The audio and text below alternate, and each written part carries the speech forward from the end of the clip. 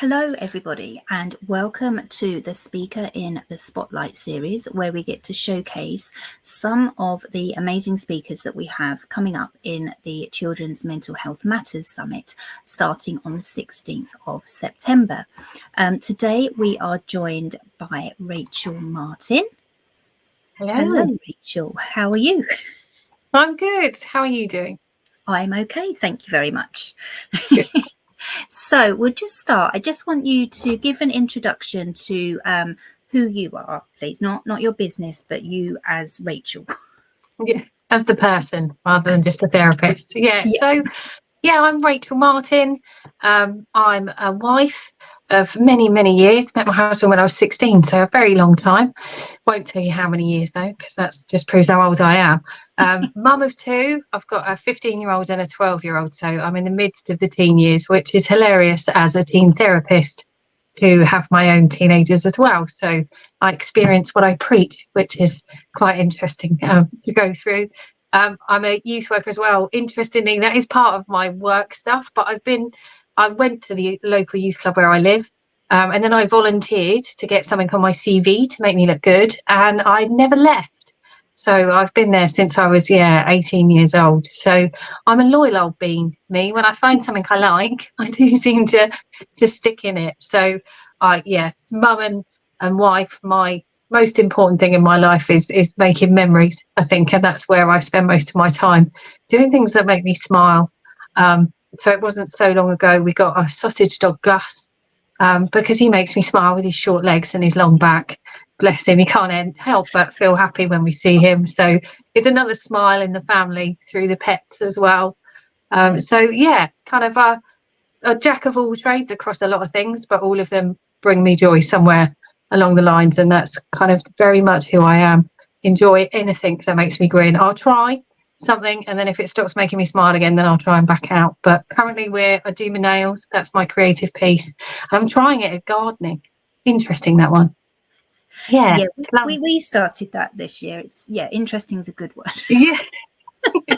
It's great when it goes great. It's really disappointing when it doesn't. Really disappointing. Quite surprised at that. But so if it makes me smile, if it gives me a memory, I'm all over it. The minute it stops making me smile so much. So things like exercise and things, I'd love to say I'm absolutely all over it, but just don't make me smile enough. I'm not going to lie. So never been able to stick at that one quite so much. But that's a little piece of me. Amazing. And I think that's important. We can sometimes get caught up with what we should be doing and stuff like that, but life is short, and if it doesn't actually make you smile, then why do it? What's the point? What's the point? It took me a while to get here though. Wish I'd got here earlier, but you can't have it all, can you? No, we can just pass that knowledge on to our children. Yes, that's the plan. Amazing. And so that sort of some of what you said leads into about your business and the things that you do. So do you want to just expand a little bit on your business and what you do? So I'm a teenager therapist.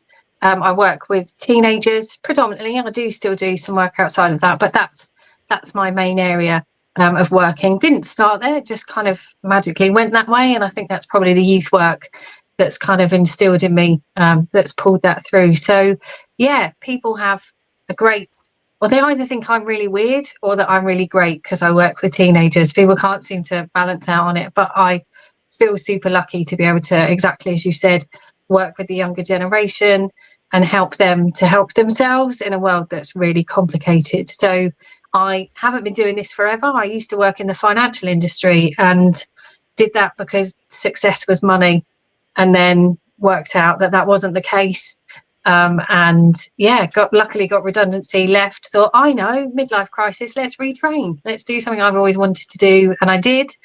Now I feel like I'm living the dream life of supporting young people to help themselves in complicated situations. I think they get a rough end of the deal, teenagers. It's a really difficult navigational process. I think we kind of see it as like, they can just crack on, it's fine, and it's a complicated journey. So I really enjoy working with teenagers. And I think they're quite clever. They're getting therapy with me before they have to pay for it themselves in their 30s, because parents are paying for it. It's an absolute win for them. But it's it's a job I love. I've worked hard to get here. But I do also now do parent podcasts, and I teach counselling as well to adults at college. So it's seeped into who I am, and now it's everywhere in the jobs that I do. So I feel really privileged to be able to have that and do that. So yeah, that's my business, Teen Therapist Online. I work solely online now as well since COVID, which a lot of people are like, oh, but therapy is like that great moment you get to lay on a big long chair. But actually, teenagers I found in their safe place, in their bedroom, where they can show me all the stuff they've got. It is that place of security for them. So versus sitting them eyeballed in some clinical setting. So yeah, got my little office set up at home, and yeah, talk to a lot of amazing young people in making how to make themselves a little bit more amazing. So yeah, it sounds really good, doesn't it? I've sold that. I don't want too many teen therapists to start now.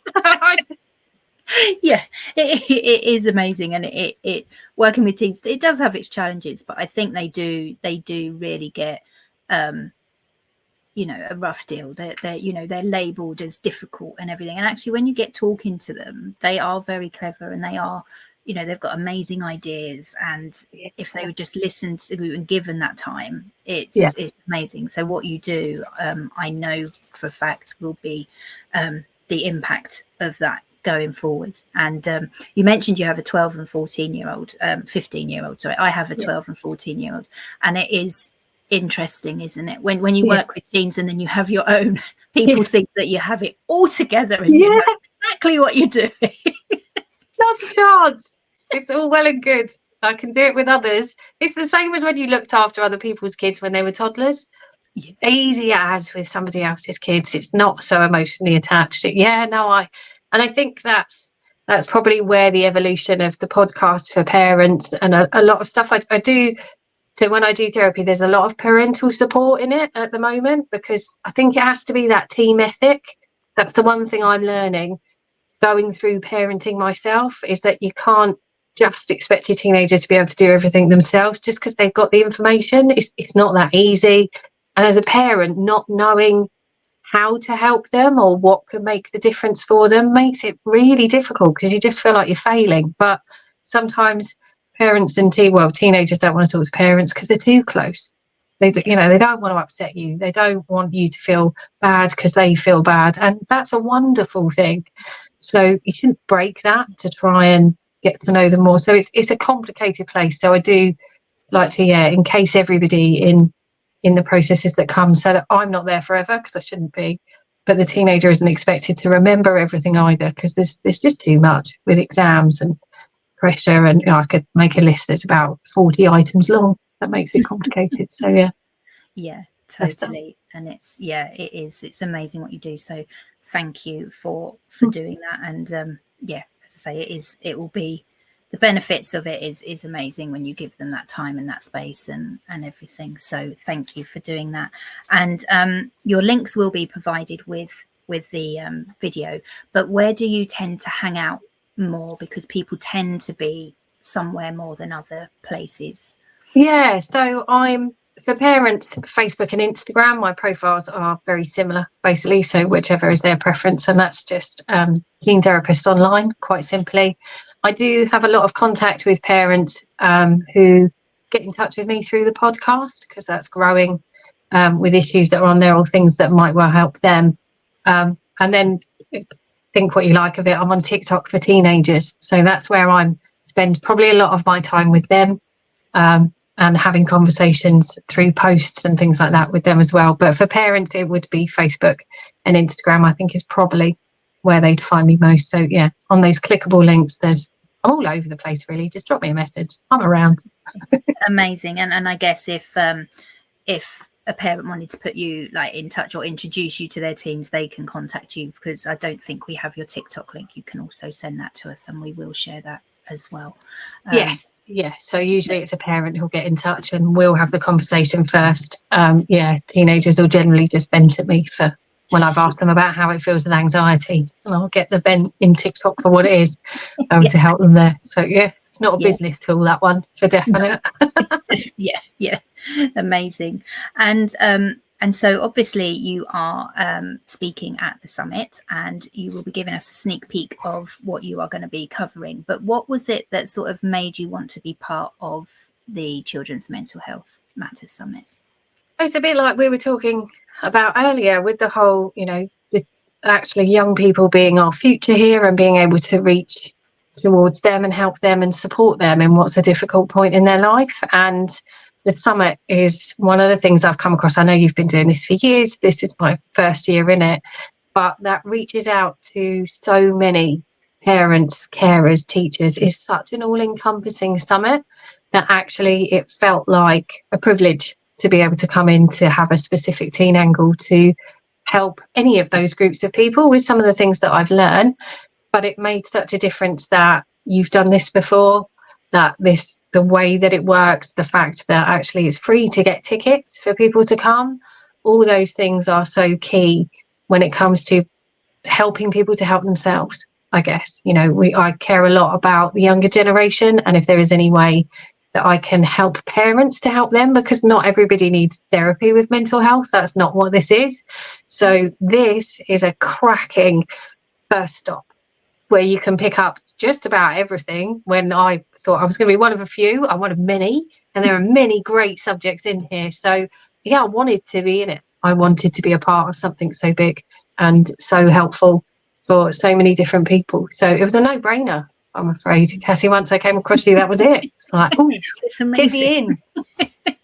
Well, we are very, very pleased to have you. And there is actually this year, for those of you watching in previous years, I haven't had sort of days dedicated to things, but this year we have done it that way to help it easier to navigate. And there is a day dedicated to the teenage years.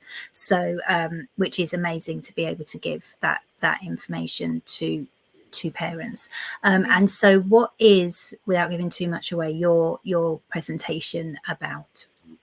So yeah, I like a little curiosity, build a bit of curiosity with people. So yeah, basically it's a bit of a sum up of the 4 mental health problems that I see coming up a lot in the work that I do. So a sneak peek: social anxiety, low self-esteem, and actually a case of practical things to do.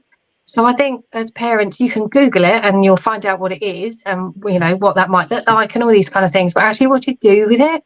But I like to focus more past coping mechanisms, give them some music or run them a bath, things that can start to get underneath it that parents, carers, teachers can do, rather than actually, and then you run off to the GP. Just those steps beforehand that can get under it a bit more to understand it. And then my freebie that goes with it is questions, so you can make it happen. Like, there's no excuses not to be able to then move forward. If you feel like the teen years are just a bit difficult and you worry a bit for your teenager, then the categories that come up, if that's of concern, there's loads of practical, and you might tell slightly funny, like communicate with your teens, give them a post-it, text them, they'll read it. Why do we always have to do face-to-face with teenagers? I think it's hilarious. Just stick a post-it on their door, they'll get it, they'll read it. Whether you get a post-it back, I can't promise that, but things that are a little bit different. So yeah, it's the summary of those bits, really. Amazing, and it sounds amazing, and it is amazing. So if you want to be able to come and watch Rachel's sorry, my dog has joined us now, Rachel's presentation, then you can register for free at the website. Sophie, please stop. And yeah, you'll be able to join us. So is there anything else you wanted to add before we just wrap up? Or are you good? No, just a thanks to you, Cassie, to everybody who's watching this, to appreciate how much you've done to be able to enable this to happen. I really appreciate the opportunity, and obviously come and watch mine, but there are some amazing subjects on this. So yeah, just make sure anyone watching this, get your ticket, and make sure anybody else who might want to come is aware of it as well, because it's the best. Don't want it to be the best kept secret ever. I want it to help as many people as ever. So yeah, get on, get your tickets. Yes, amazing. So yeah, definitely head over to the website and you can get your tickets today. And thank you again, Rachel, for joining us. It's been lovely speaking to you, and tune in again soon for another Speaker in the Spotlight. Bye, everybody. Thanks.